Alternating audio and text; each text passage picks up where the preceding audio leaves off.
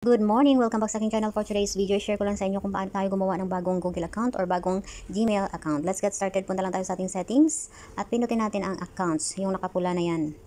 At pagkatapos, pinutin natin sa baba ang add account. And then, dahil gagawa tayo ng bagong Google account, pinutin natin si Google. Ayan. At pagkatapos, checking in po na sa may password ng aking apps. Ayan. Andito na tayo sa sign in. So, create account tayo. Okay? Pinutin natin yan. So, for my personal use na lang. Kasi hindi naman ito for business eh. Pinutin natin yan. At pagkatapos, makikita mo yung enter your name. So, enter na natin ang name.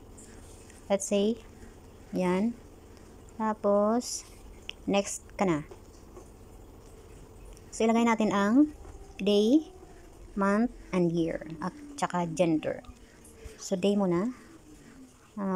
Let's say, tapos month and year 1982. Okay, at saka sa gender, ayan. And then next na natin. Ngayon gagawa na tayo ng bagong Google account natin or Gmail account. At pagkatapos i-next lang natin. Pagkatapos gagawa na rin tayo ng password. Kailangan strong password ito with mixtures of letters, numbers, and symbols.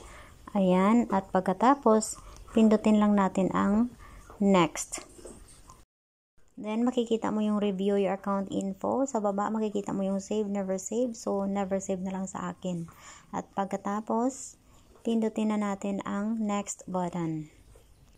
Then, sa baba, i-click natin ang I agree. Pero sa ibang cellphone, nakalagay dyan ay yes, I'm in. So, pindutin mo lang yung yes, I'm in. Pero sa akin, I agree ang nakalagay dito. So, pindutin natin yan. At pagkatapos, ayan, loading tayo. So, bago mo i-agree, basahin mo muna yung sa taas na yan ng mga informations. Ayan. So, done na ang ating tutorial for today. Hope meron kayong natutunan sa araw na ito. God bless everyone!